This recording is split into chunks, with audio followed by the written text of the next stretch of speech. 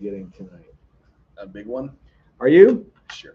I don't know. I kind of wanted to eat a bigger lunch today, so I wouldn't eat a mega giant steak tonight. Yeah. But what I really shouldn't do is eat a mega giant potato. They're so good. Yeah, but I should just get the mega big steak and like Mixed vegetables.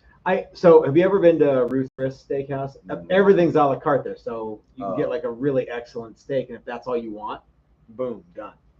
So, yeah. Well, that's the way it was. Oh man, it's been many years since I've been to one. I don't even know if there's still a thing. I think I have something. It's still on my around. shirt. You do, yeah. No, it's on the screen. No.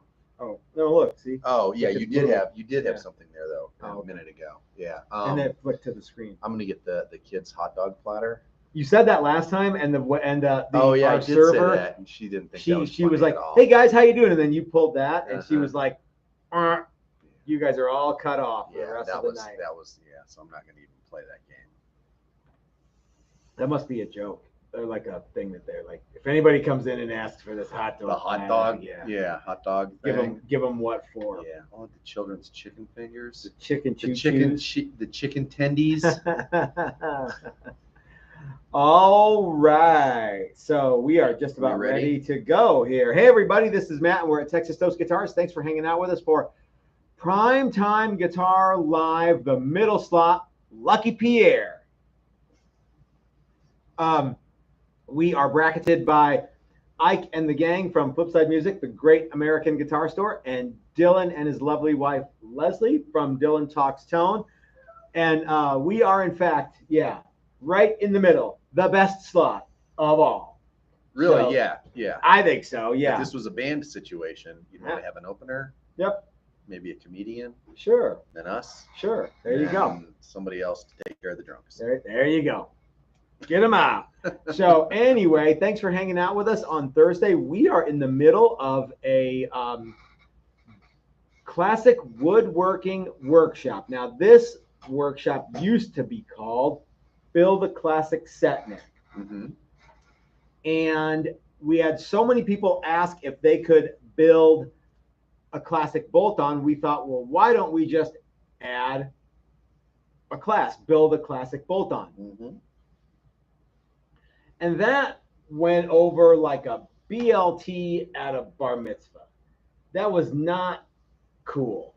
So what we decided to do was simply combine the two into one super workshop where you could build a classic Strat, or you could build a classic Flying V, or you could build a whatever, and you could bolt in a Les Paul, and you could glue in a Telecaster, and so it's kind of, we just decided to just open it up to where you can we can do anything.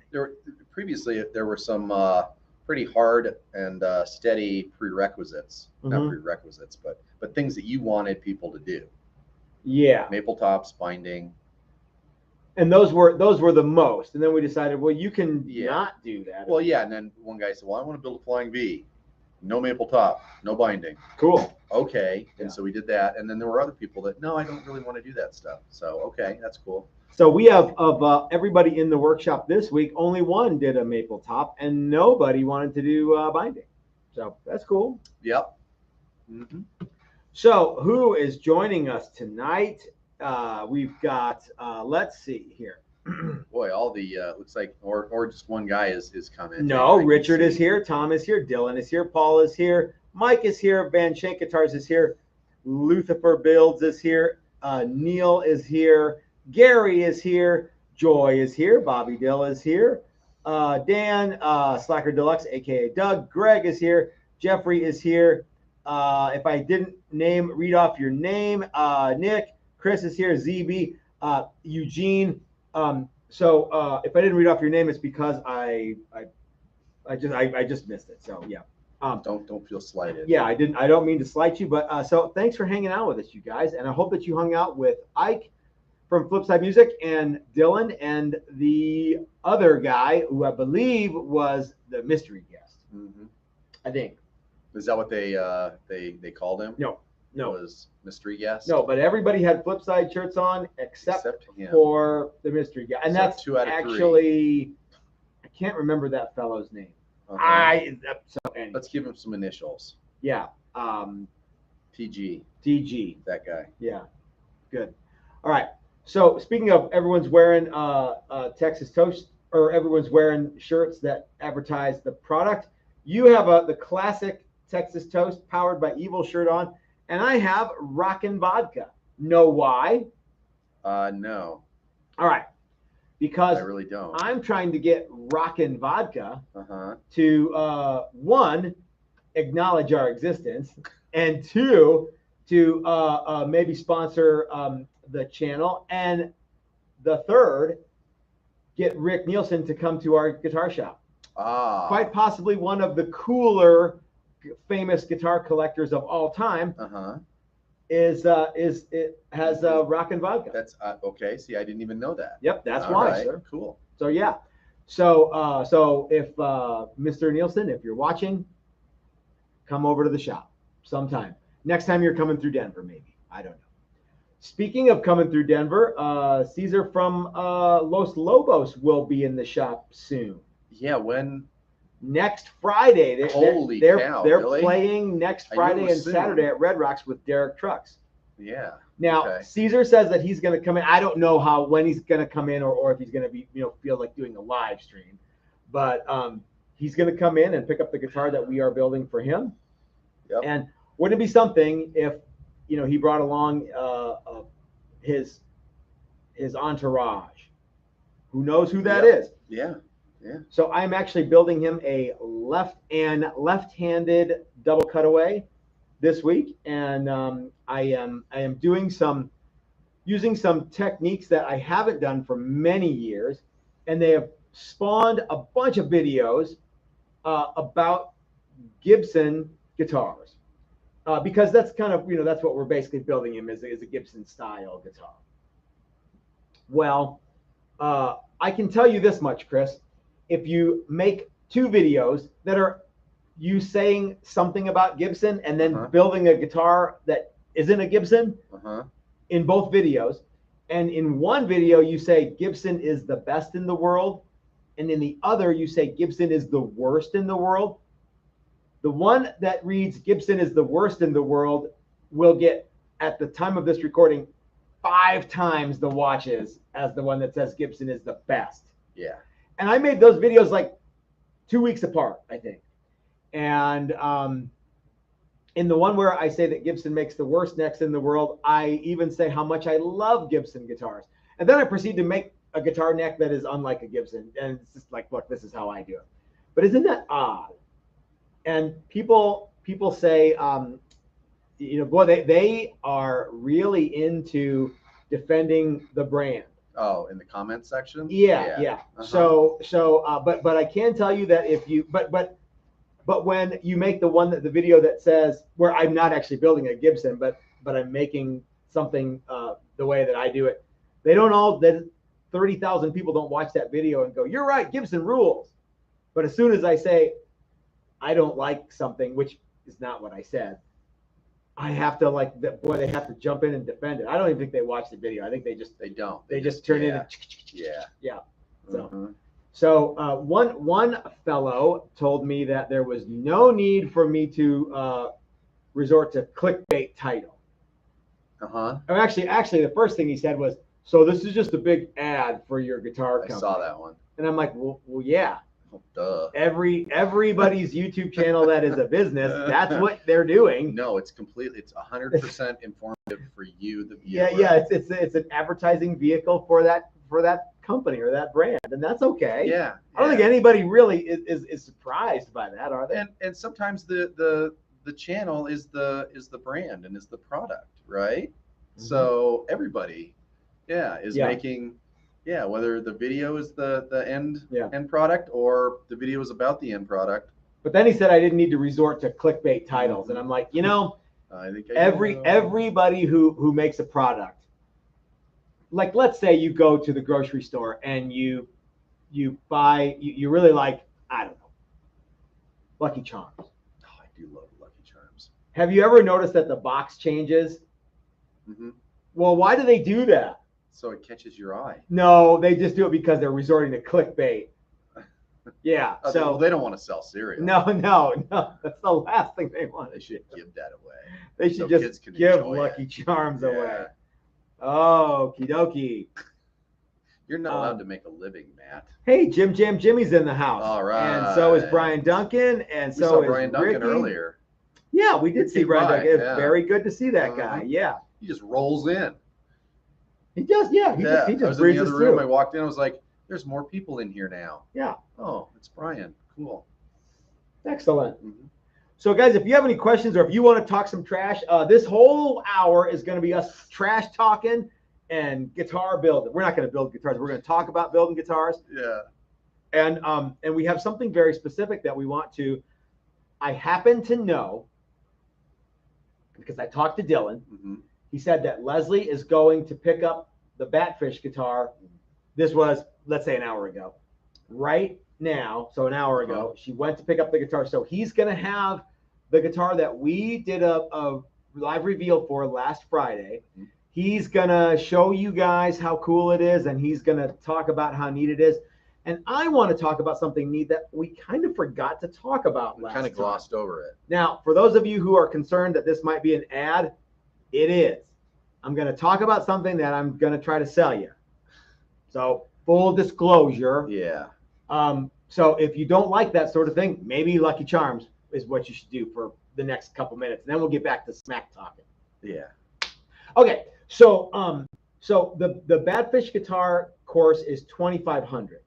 Now that sounds like a big number, but it's actually not a big number compared to the other courses that we offer because that includes everything. Yeah, that was something that we didn't talk about last week. Was how it's an all-inclusive class. That's right. That's right. Yeah, not beer is not part of that. No, you have to bring beer. Still got to bring your own booze. Yeah. But guitar hardware and guitar parts are part of it. And all of the parts are top of the line. So, like for example, let's just start at the lumber. All of the wood for the body is from Dan and Calvin at Tone Wood Experts, and it's all 2-piece swamp ash. So it's the good stuff. It's the good stuff kids go for. Very light, very cool, and only 2-piece. So perfect center seam down the middle, bitchin'. Yeah. The neck wood is torrefied maple or roasted maple, and wenge or wengi fretboard wood or wenge. Somebody actually said, I can't remember how, I think I said wengi last time, and they said it's actually pronounced wenge. All right, you're just lucky I didn't say wenge because it's an excellent fretboard material. So it's pronounced wenge. Wenge. It's the same wood that we use. Okay. It's got carbon fiber reinforcement in the neck. It's got the stainless steel Gucci truss rod with the wheel adjust in the heel. It's got your name on it. It's got a bunch of things that personalize it for you. You can you can get whatever you want it to say on the back of the headstock. It's got our brand new headstock. It's got it's cut for Hipshot locking inline tuners. So, and by the way, the course comes with Hipshot locking inline tuners. It's got either a P90 in the neck and a Telecaster in the bridge, or 2 P90s. So if you get the two, where are we sourcing those? Oh, go ahead. Oh yeah, so if you get the P90 in the neck, that's mounted like a regular P90, and then I want to source the Hipshot bridge for the actual bridge, and then the Tele bridge will go in there. And if you want 2 P90s, you'll just hard mount those, and then I want to go with a Hipshot stop tail string through body bridge. Obviously, the best control plate money can buy. So standard Tele control plate, CTS pots, the good capacitors, all the good stuff. The Switchcraft switch, the the Switchcraft jack or whatever it is. It's Switchcraft or CTS that makes it. Switchcraft makes the jack. Okay. Yeah. So it's all top of the line stuff. Yeah. And now you're right, Chris. Where do we source the pickups from? you get to wind your own. Ain't it cool? That is very cool. Yeah. Yeah. Dylan will be here and you will wind both of your pickups. Yeah. During part of the class. So you can wind up 2 P90s or a P90 and a Tele bridge pickup. Yep. Yeah. Yep. Very, very excellent. Yeah, that's really cool. The course also includes paint. Mm-hmm. There's a paint component. Yep. Yeah, you will walk out of here with a really nice, really well-spec'd, complete guitar. You get to make the nut. You get to fine-tune the nut. You get to press in frets, and I want to encourage everybody to use the hemispherical fret end frets. Okay. Now, some of you will go, out of hell with that, I'm not doing it.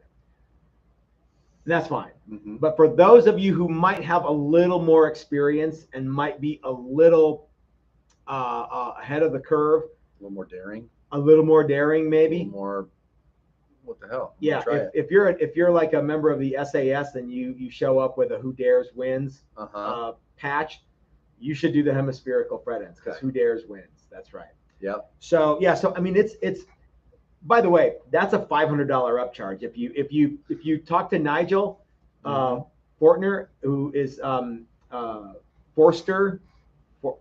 Nigel, if you talk to Nigel in Queensland, Australia, that's a $500 upcharge right there for hemispherical. He charges $500 extra when he does hemispherical fret ends. Yes, he does. Yeah, and I know why. I believe it. Yeah.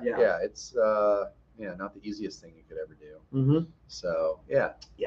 So most of our other classes. Oh wait! I forgot to tell you, the fret ends or the fret slots are blind, so it's like having the frets going to go all the way through, so no popping and owies. Yeah. It's almost like it's bound, only it's bound with the same wood. Yep. It's the fingerboard. Yep. Yeah. Yep. So it's more expensive than our regular class, but it's not more expensive than our regular class. If you came to one of our build a tele classes or build a, whatever class and you had to bring all your own parts, you could spend a big chunk of money. You buy boutique pickups, you buy top of the line hardware, you buy expensive bridges and tuners. Yep. And you walk out. So you walk in with whatever you got on and $1 million smile, and you walk out with all that stuff and a wicked guitar. Okay, Chris, let's take a couple of questions. But if you're interested in the Batfish guitar, I want you to please go check out Dylan. Even if you're not, go check out Dylan. Yeah, but Dylan will talk more about it. And he's going to show off the guitar. We've got slots available for that class. That class is in September, correct? That is in September. Yep. And so go to the website. Spaces are available, but going fast. Look at Build a Batfish on the website and sign up for it if you think you want to do it. Yep. They're really fun. All right. Let's take a question from my main man, Triple J. Okay. The one, the only Jimmy. Okay. Says, I have a question. Pendejo. That's me.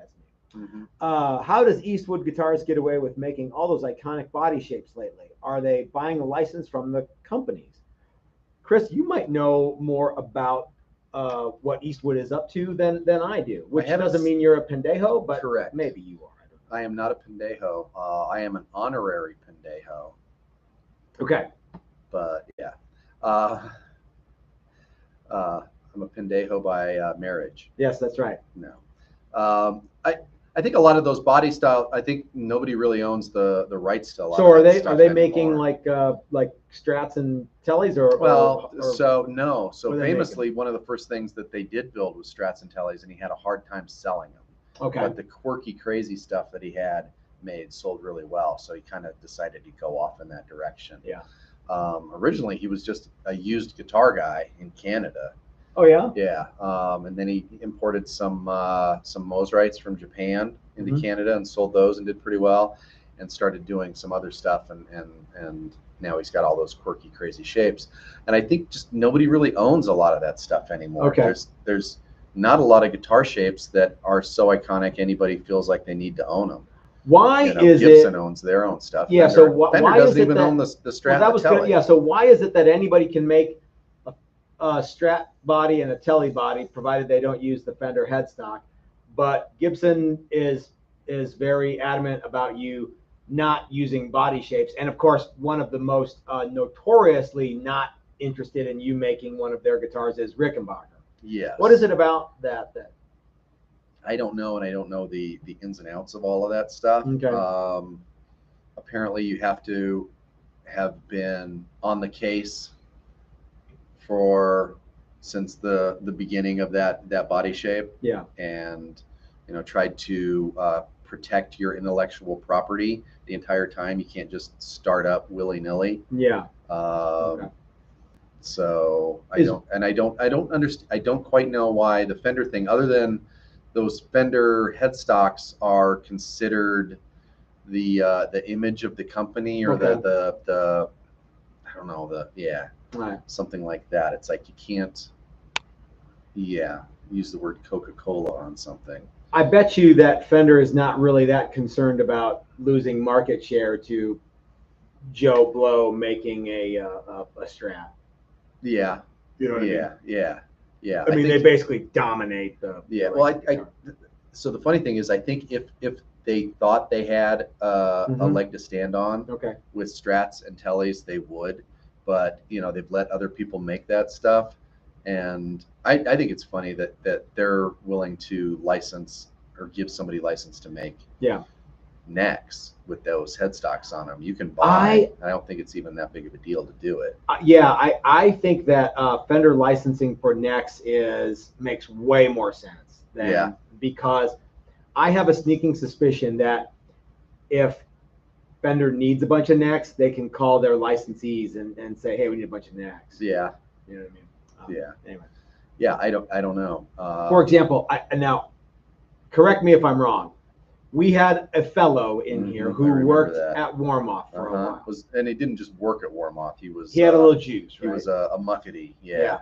And I said, say, when you get that license to make Fender necks, if the Fender custom shop calls you up and says, hey, we've got an order for a Paduke neck with a Tigerwood fretboard and this radius and do you have to make it for me? And he said I can neither confirm nor deny that. Actually, he said this: I can't tell you if that's the case or not. Yeah. Isn't that almost exactly that what was he basically said? what he said. Yeah. So I think if there's something really quirky and weird, and Fender doesn't have the stuff for it, they might do that. Yeah. Well, yeah, because the custom shop's not going to. Oh, we got to run out and get some 5/4 blood wood for a neck. Yeah. Zebra wood. Yeah. How much zebra wood do we have back there? None. Okay. Yeah. So maybe, I don't know, but so that it's funny because I don't know. This is off tangent. I think that Eastwood stuff. So now what he does is he does almost like crowdfunding. Okay. He has an idea for a guitar. Like if somebody said, you know what you should make? You should make Hohner satellites. Okay. Wouldn't that be cool? And he's like, okay. And so they design it and they put it up on the website, and it's got however many days, 90 days or whatever. And if they sell enough of them, then they do it. And if they don't sell enough of them, you get your $100 deposit or whatever back. Okay. And they don't do it. So he's got all this crazy stuff. And I think a lot of it gets built, but some of it doesn't. Maybe we should do that. What it is. Maybe we should offer like a, hey, wouldn't it be cool to some guy asked if we would make this thing. If you give us $100 deposit and we get 10 people that want to do it, we'll do it for this month. Yeah. But the other funny thing about the stuff that they do, a lot of times they'll use an original picture of the guitar. Oh, so they haven't designed it, they just take a picture? Yeah, pretty much. And then probably as they get closer, they design it, and then they'll use pretty stock standard hardware. Like a lot of things end up with a Jazzmaster trem or some sort of Japanese looking really cheap Bigsby stamp thing, and it's like it sort of cops the flavor, but it doesn't really capture the guitar necessarily. Scale lengths are changed. You and I have talked about why we don't make more Casanovas, super Casanovas. We should do it. We should see if anybody has interest in a super Casanova. We need to make 10 of them or something. Yeah, that would be fun. Cool. A 5 run of really cool super Casanovas. That would be a fun guitar to do. Yeah. Maybe we should try that, guys. What do you think of that idea? Let me know. Okay. Yeah, I'll bring mine in and we can play. I have this old guitar with Chris's super Casanova. Which That would be it's not terrific. old, but it's not new. All right, so I think I'm missing some questions here, possibly, or maybe not. You're in top chat. You should be in all chat. Oh, top chat, live chat. Okay. Yep. I don't know if that makes a difference or not. All right, here's some more questions. First of all, Jimmy says, Chris, you are in fact a pendejo. Thank you. BR637 asks, what happened to the guitar for Philip McKnight? Well, I'm glad you asked, sir, because I'm actually looking at it right now. And you know what it says on it? It says DTF, down to finish. Yep. So it is actually scheduled to get finish squirted on it probably next week sometime. Right? Yeah, probably probably very, very soon that guitar will get finished. And it's a completely different guitar. And the reason that we didn't finish it and send it off to him was because we got kind of sidetracked with 17 Challenger Juniors. Yeah. Right. And despite our best efforts, there's only 2 of us and there's only so many hours in the day. Yeah. And let's be honest, one of the reasons we're going to send Phil McKnight a guitar is because we're hoping to sell more guitars. That's right. Full disclosure, Phil McKnight is not paying for this guitar, which is fine. You know, that's kind of sometimes what you have to do now. Yeah. But so he can't exactly go, hey, where's my guitar? You know what I mean? So we can take another year to make that if we want to. We can, yeah. And so yeah, if we send it to him, we don't have any time to make any more because we're in the middle of some other stuff. And we have now every reason to believe that the Phil McKnight guitar is going to be so awesome that he's going to have some people who've never heard of us that go, wow, that's really neat. I'd like one. Yeah. And they will buy one and we'll get busy making those guitars. But I'm very proud of the Challenger shape. Oh yeah, it's really cool. And so it's going to get finished up. It hasn't gone away. It's just a little bit on the back burner. So yeah, and yeah, that's it. Excellent. We bite off more than we can chew all the time. Daily. Yep. So yeah. Rick B, it's a copy of the Ovation Breadwinner. Those were cool. Oh, okay. So all right, I'm kind of off the okay. Ricky Compton, no, it's the $24 USA one. They give you the money. Okay, I think I'm missing something here. Ovation Breadwinner. Yeah, I always liked the idea of the Ovation Breadwinner, but I've never owned one. What was the other one? The Preacher? Yeah, there was a bunch. Yeah. Yep. Okay. Not even Glenn Campbell could save that guitar. No, I'm not even. So the other thing is, I think that let's talk a little bit about. Dylan touched on this. There are some places in the world where it's very difficult to prosecute someone for intellectual property theft, for trademark infringement. You know. Yeah. So. Yep. And well, and I think this is true with that Eastwood stuff too. By the time probably the company finds out about it and is ready to do something about it, if they're so inclined, it's already done. The guitars are done and out, and there's 10 of them or there's 20 of them. It's not that big of a deal. Yeah. So yeah. And if it was really something that was wildly popular, they'd probably still make it, or somebody would own the name. Sure. Rights. A lot of those guitars, I don't think anybody owns those names, or they're certainly not being used. And you know, every once in a while you'll see a brand come back. Okay. Micro Frets. Oh yeah, that's right. You know, all of a sudden, oh, Micro Frets is coming back. They're making Micro Frets again. Yeah, were they that wildly popular back in the day? That no, I don't think they were. And then they had a couple of Ray played Micro Fret. No, Carl Perkins played one. That's right. Yeah, and the reason he did was because they would give him a guitar. He's like, I forget. There's a story of him talking to somebody. He's like, man, I need a guitar. Mine was stolen. He's like, well, let's go down to the Micro Frets plant. They'll give you one. You're famous enough. They'll give you a guitar. And they went down, and the guy got a guitar. So, but yeah, and then they restart the company, and then nobody knows what Micro Frets is or whatever, and it goes out of business again. Yeah. the name lays dormant.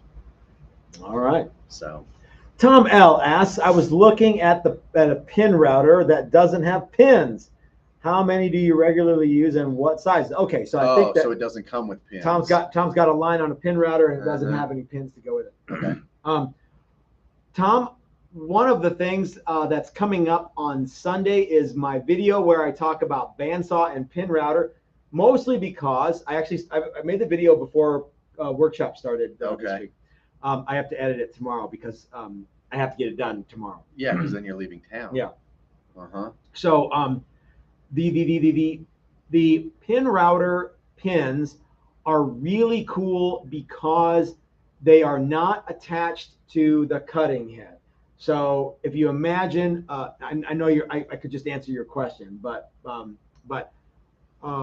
of the neat things about having the bearing or the guide not be attached to the cutting assembly is you can vary the size of the bearing or guide in direct relation to what you want to do with it.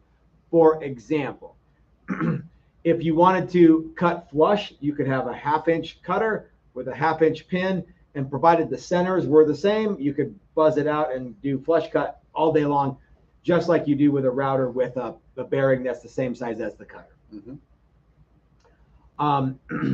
If you wanted to do a rabbet, or like for the sake of guitar building conversation, you wanted to route a binding channel, if you had a pin that was undersized the thickness of the binding, you could put the undersized pin in there and run it around and cut a perfect slot for the binding.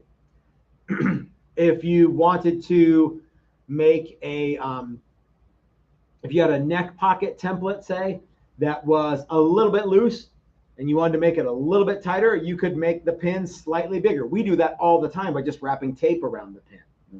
We also have some pins that are 5 or 10 and 20 thousandths bigger than 50 thousandths for our favorite size bits. Yeah. Now the cool thing about that is you don't have to keep wrapping tape around the pin. The bad part about it is, what if it needs to be just under that and you can't exactly pull tape off at that point? So yeah. Yeah. But yeah, so I would say you need 1/2-inch, 1/4-inch, 1/8-inch, and maybe 1/16 for little stuff. Yeah, that would be really cool. Yep. And then other size pins, and we've got other size bits, and we rarely use them. We have a 3/8 set. Yeah, we have 3/8, and we have the Grizzly has some size pins that, because I was looking for the 1/4-inch one today, and I'm which one is this? Yeah. What is this? What is this? What is this? So yeah. Yep. And you could have a machinist make that stuff for you. Yeah, I think pins are pretty easy to get. Yeah, anybody that with a lathe can you tell them what you need. Anyone with a good lathe who knows metal, how to use a metal worker. Yeah. I made a pin out of a dowel one time because I needed it. We still have it. Product. It's 5/8 or something. Yeah, it's huge, and I needed it because it was a weird project. But anyway, I made a pin for it. Yeah. Yep. I had to route about that far, I think. Yeah. It was just a little one. But it needed to be really, really tall. Brad Guitar Miller asks, my friends here in Tampa own the Electra brand. Is a hard road to bring a brand back. Yeah, so Electra, I vaguely remember Electra was a Japanese brand, or it was a U.S. brand of Japanese guitar. It was one of those things that they had. What was it? Didn't they have a connection with West Tone? Yeah, West Tone was part of that deal. Yeah, and I had a West Tone bass stuff in the 80s. Yeah, and I think it was Electra, and then it was West Tone, and then it was I think it was part of St. Louis Music or something like that. Okay. Yeah, and most of the stuff was Matsumoko made. Okay. But anyway, yeah, I can only imagine how, especially a brand like that was kind of a house brand. Yeah. For something else. Yeah, I would imagine, Brad, that your buddies have all the stuff, right? Like they have all the jigs and templates and things like that, I hope. Well, so the guitars were made overseas by somebody else. They didn't really, they might have designed them. They only own the name. Yeah, they only really own the name and maybe some designs. Brad, what do they own the name, or do they have all the stuff too? Yeah, that'd be cool. Would be an interesting thing to find out. Yep. Yeah. Well, you know, so we know the guy from Newman Guitars. That's right. And you know, that's kind of the same kind of thing, right? It's exactly the same thing. Yeah. He doesn't actually. I think that he has guys who build. I don't think he has a big factory. No. Well, no. Or a company like Harmony. You know, Harmony was all but dead, and then got resurrected a couple of different times. This last time has been resurrected as a really, really expensive kind of a thing. Really? Which is kind of unique. Okay. Considering what they were. So it's kind of funny to think Harmony and K were like 2 and 3 in guitar building, or 1 and 2. They made more guitars than everybody else combined. Jimmy, and Brian are going back and forth about that Charlie Christian pickup. Which is so unbelievably cool. We're doing a review on that next week. Right? I hope that we're doing it next week. I want Jim to be here for that one, because he was kind of the reason that we built it. It was his idea. So, that guy's been clamoring for it too. So so we got it. We got to get it out. That's right. Brian wants to know, Chris, was Tiesco a Matsumoko brand? I think they made those in a bunch of different factories, but they did make some of those in that factory. So from what I understand, that factory they made guitars for all sorts of people. And then they had Big Fire, and then they reopened and did guitars for a little while, and then they changed to sewing machines. Really? Yeah, that's a real thing. Huh. All right. So people are talking about the West Tone. Simon G says that a buddy of his has an 80s West Tone bass, and it was surprisingly nice and only cost what a new Squire would cost, and way cooler. Yeah, they are super, super nice. I loved mine, and the bass player from the Cro-Mags had one, so I'm like, I got to get one of those, because that dude's like, tough and beats everybody up. So Loring Court, who is probably wants to know what's going on with Cesar Rosa's double cutaway guitar. He sent me a message. He's hey, I'm dying to see what you're making. Can you send me a picture? Loring, and he says, did someone say Charlie Christian pickup? And yes, sir, we did. And I think that might. Did Loring see that one? No. Well, so I don't know that Loring saw it, but Loring did a Charlie Christian, and I don't know if JJJ saw it or not, but I think he did. I think that might have been it might have been some impetus towards the. Wouldn't it be cool? What did I say? I said emphasis. Impetus is right. Either way. I see people. I'm not as smart as you. Sometimes I just get lucky with words. Right. I hear other people use them and try and use them in that same context. Yeah. It seems to work out really well. What's that mean? Heard somebody say it. Heard a guy say it once. It might be the impotence that. If I'm gonna be impotent, I want to look impotent. That's right. So.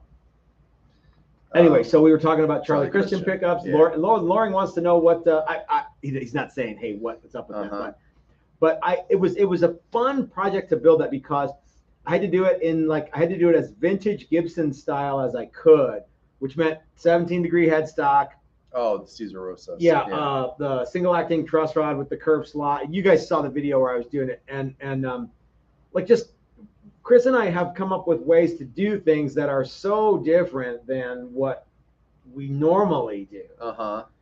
That it's just and steps in different order. And we always try and think at least 2 steps ahead, maybe 3 or 4 or 5 steps ahead.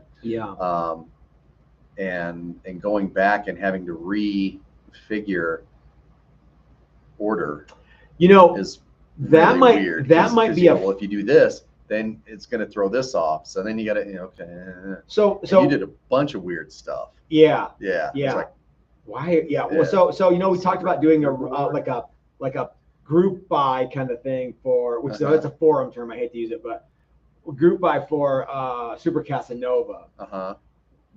What if we did a group buy for double cutaway Les Paul Jr. style? All old school. With the thing. I mean, I don't know what that would. What do you guys think of that? I don't know what that would. One to do. It would. We'd almost have to. I'd almost want to build a couple like prototypes just to get all the moves Yeah. down, right? Yeah. Before you start making, Yep. 5 or 10. Because I actually made that neck twice to get it Yeah. right. Yeah. Actually, I made that neck 4 times to get it right because we the made first 2 were out of yeah, like pine. Yeah. Yeah, and once you get it, then you're good to go. But yeah, it was kind of funny because challengers, everything just happens. You just got to go. We've through made the moves. so many challengers. And this thing, it's like, you call me up or call me over. What do you think? So I'm thinking about doing this. What do you think? Well, if you do that, you won't be able to do this. Maybe, what if you did this? Yeah, there maybe. Okay. Yeah, because our whole, it's flat till it's round kind of thing gets thrown off, and it's this neck blank's this thick now instead of this thick like we normally start with, and that throws everything into a tizzy. So it's interesting to go and do stuff like that, but in some ways it doesn't make me feel like a very good guitar builder. Well, we make our model, right, which is what we have always said we wanted to make. Yeah. And if we were going to make Les Paul Jr. style guitar, it wouldn't be that tricky to do. It's just that we wouldn't use that headstock angle, and we wouldn't use that truss rod. Everything else would be virtually indistinguishable. So I guess really, it's some neck construction stuff. So but and I love that shape. I have always loved it, whether it's the Gibson or the Hamer. Yeah. Okay, not if it. I didn't really care for the Daisy Rock one, but you get the idea. I like the purple one, but not the pink one. Yeah. Everybody has made that shape. Paul Reed Smith made that shape. That's a funny thing because West Tone made that shape. Did they? I don't know. Okay. I'm just mentioning things. I'm just saying around. words. Yeah. There was in 2019, before we went to the NAMM show, where we brought a bunch of things that looked like Gibsons. I was looking at some of what Gibson body shapes are trademarked and are protected. And that one is not, because so many other people have made it. Now that was at 2019. I don't know if that's true now. Yeah. But the double cutaway Les Paul Jr., the round horn one, not the Les Paul flipped upside down one. I think that probably is. The Modern, you can't make that one. But the guitar they never made, you can't make. Well, no, they made them in the 80s, and then they had some in like 2010 or something. Yeah. The Firebird, can't do it. Non-reverse Firebird, not on the list at the time. Yeah. Which I look at the Firebird and I go, ooh, that's way sexy. I look at the non-reverse Firebird and I'm like, bleh. Yeah. But when we started making non-reverse Firebirds, I loved them. Yeah. And that's a guitar we should bring back. Yeah. Because they always sold because they had super awesome tooled leather pickguards. Yeah. And they always sold and they were always wicked awesome. You hear that typing? That's people going, hey, how come you haven't walked across the street to the Hunter Leather place and talked to them about straps, leather pickguards, et cetera, et cetera? We should still do that. Or maybe we have. Yeah. Okay. Let's go back to the live chat. When we get to the shop, we just want to work on our stuff. We don't really venture out. Yeah. Yeah. Loring says, all good. Just starting to do the finish on the guitar I built. That's awesome, Loring. That is super cool. No warranty. So Jimmy, it sounds like the J Man is gonna be here next Friday. Good. Because he's already talking about I think he's thinking we're gonna need tequila. So yeah. I think we still have some from Brian's coming in, and you know as well as I do that whatever's left in that bottle will be gone like that when those two guys get in party mode. So yeah. So that's super, super awesome. So okay. Ryan Ellis is here hanging out with us. Ryan, did you move to Florida yet? We were talking about that the other day. Dylan says the guitar is here at so in the 11th hour, the Batfish has arrived at DTT Central. Now, Chris, while we have a few more minutes, let's thank our sponsors, and two, talk more about the Batfish guitar. Let's thank our sponsors first. Okay. Let's thank our good buddies at Flipside Music, the great American guitar store. Ike and Dylan and the rest of the gang there, the Wyoming shirt guy. I'm sorry. Yeah. I'm sorry. Yeah. Super cool guys. And no matter what you need, they've probably got it in stock and at They don't have it. popular you don't need prices. It. Yep. That's right. You won't believe what you'll pay at Flipside Music.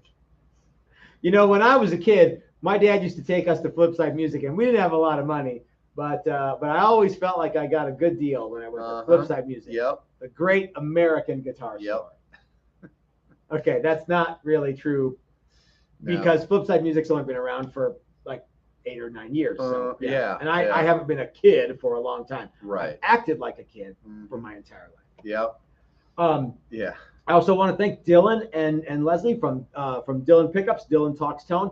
I want to encourage you guys to go over to his channel at the very end of ours and start watching his live stream. He's going to finish out the night at Primetime Guitar Live, and he's going to be talking about the Batfish guitar, and he's going to convince you to sign up for the class in September and make some moves because this thing is really, really excellent.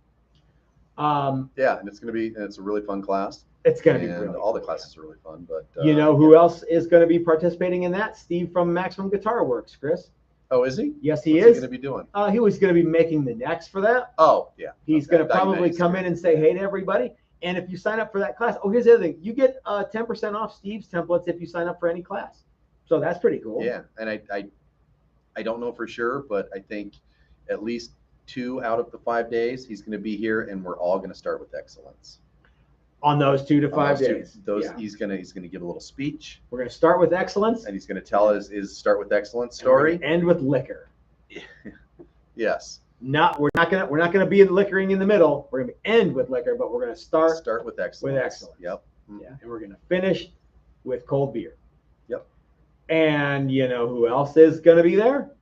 Kind of Dan and Calvin from Tonewood Experts, because all of the body woods are coming from Dan and Calvin at Tonewood Experts. 2-piece swamp ash bodies, the light stuff, the good stuff. And what do you even know anywhere else where you can get swamp ash?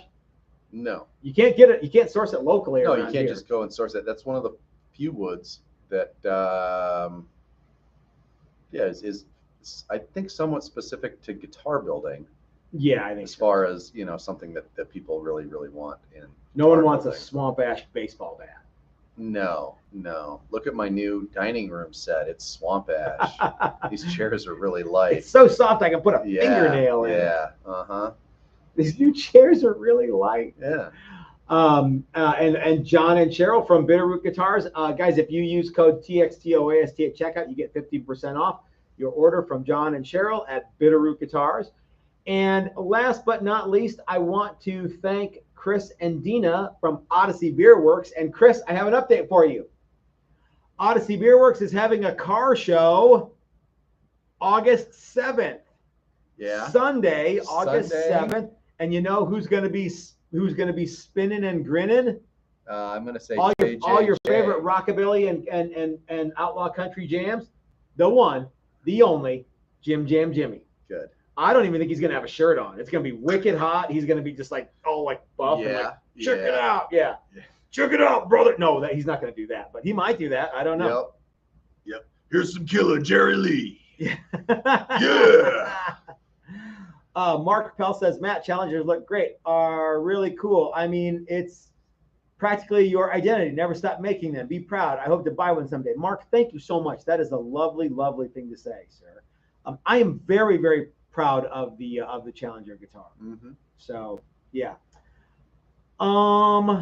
Okay, and I hope to one day thank our sponsor, the Rockin' Vodka. We'll see. If any of you guys know Rick, let him know that we know what's Pull up. him in a little bit. Yeah. Don't push. Don't be a jerk about it. Yeah, don't be a jerk, but mention it. Yeah, little something. Okay, so we're going to what happens tomorrow? What does happen tomorrow? Tomorrow is Friday Reveal Day. That's right. And we're going to have 4 class 5, 6, 10. You and I have both built we've made. I was just thinking about participant guitars, but you and I have made So we have or at least made a lot of headway. Everybody in the workshop has got a guitar that is going to be ready to show off. Mm-hmm. I'm already tired of sanding. Some people have too. I am already tired of sanding too, and I haven't sanded a damn thing. Yeah, so I don't know how far along. I miss Brandon, and I don't know what's going to happen when he gets a job at Coors or whatever. Because Raul's got a couple of things going. You and I have a couple things going. A Challenger neck for a camo fabric strap, and we have Cesar Rosas guitar. Maybe we'll show that a little bit too. So we've got that on deck for tomorrow. Did I thank all the sponsors? Okay, I believe you got them all. Okay. Oh no, I didn't. Nigel Forstner. Oh yeah, Forstner. Forstner. Nigel from Queensland, Australia, and I am helping him move his ebook. And have you had a chance to look at his ebook? A lot of you guys have signed up and gotten his ebook. Link in the description below. It's actually a really neat read about how to make money woodworking. Not specific to guitar building, but some ideas that you guys might be like, well, that's a good idea. I might do that. So I think he's updating constantly, and he's got like a website that he's got a website, but he's got like a guitar building Lutherie kind of a page that is constantly being updated, and a super cool guy, and he's an acoustic builder. Oh, okay. So he's an actual craftsman. He's not an 8th grade shop participant. Yeah. Did you see me get all defensive today when the topic of hollow bodies came up? I did. Yeah. I did, sir. Okay. Yep. I am of the opinion that we could build anything we want to. We would just need a minute or two to figure it out. Yeah, and we would probably need some jigs and things like that. Let me ask you this: if we ever decided to make acoustic instruments, what acoustic instrument would you like to build? I don't know. I don't know that I really want to build acoustic kind of stuff. Yeah, I don't. But if we did, I would rather build. Yeah, I don't know. I can tell you right now, I would much rather build nylon string than steel. Yeah, okay. And I would err on the side of very traditional classical guitars. Yeah. The more traditional, the better. Mm-hmm. And yeah, I think it's because classical guitar players throw money at instruments in ways that steel string acoustic and electric guitar players only dream about. Yeah.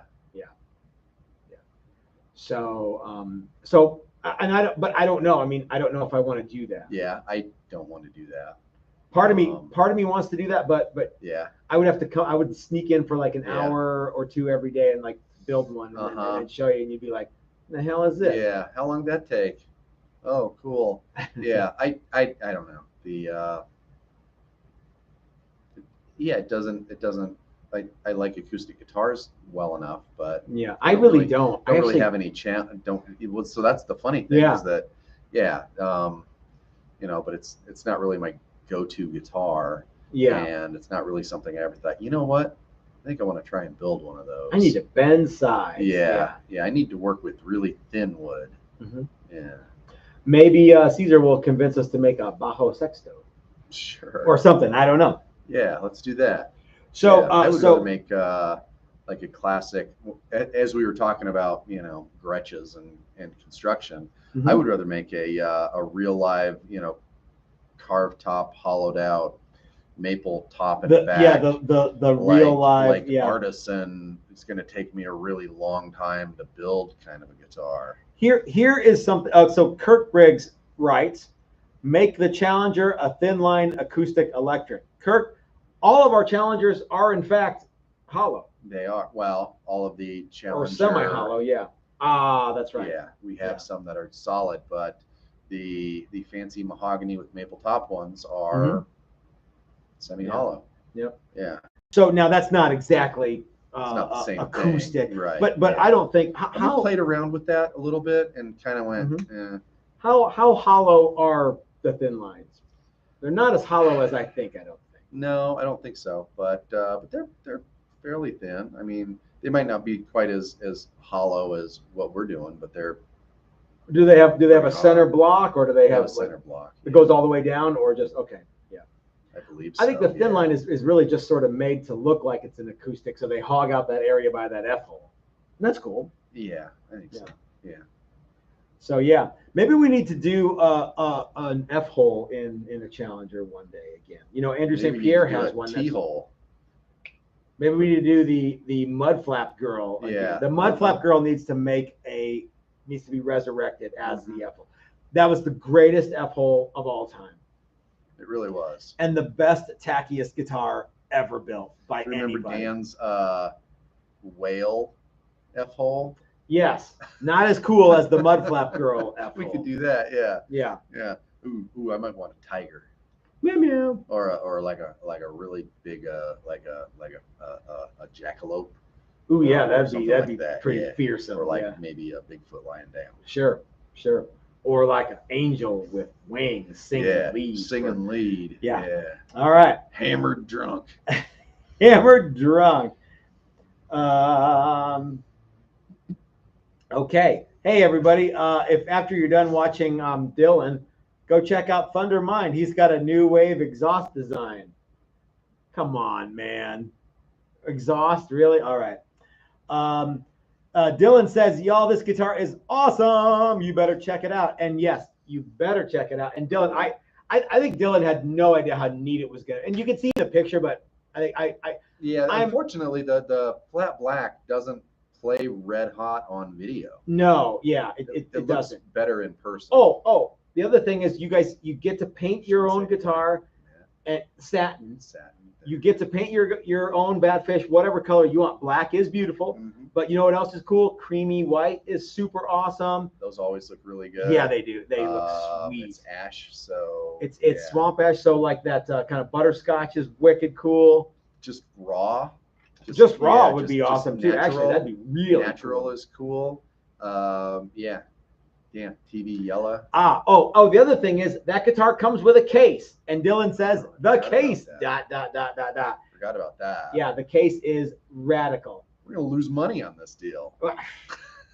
Guys, if you're on the fence about signing up, Texas Toast and Dylan. Yeah, if you're on the fence about signing up, this is a way to get really walk in with $2,500 less than your bank account. Walk out with a really excellent guitar, a super fun vacation week, and a lot of really cool new skills too. Yep. So, okay, guys, I want to send it over to Dylan from Dylan Talks Tone. Guys, I hope that you go over there and check him out, and I expect Dylan is going to sell out the class tonight. Okay, so if you're on the fence, get in there and sign up. Okay, Chris and I are going to go eat steaks. We are going to sacrifice red meat to the altar of the fire gods. We're going to get steak at the Saltgrass Steak Joint. Yep. We're not at Jim. You'll be happy to know we're not going to Mickey's Top Sirloin. Again. Loring, thank you, my friend. Brian, we'll see you over at Dylan's place. I hope that I get a chance to tune in for a little bit. But I need to go hang out with the guys who paid for the workshop. They want to go get steak. So you know what we do? We go get steak, by God and by glory. All right, you guys have a great rest of your night. Hang out with Dylan. I hope to see you tomorrow for the woodworking workshop reveal. And we'll see you all next time.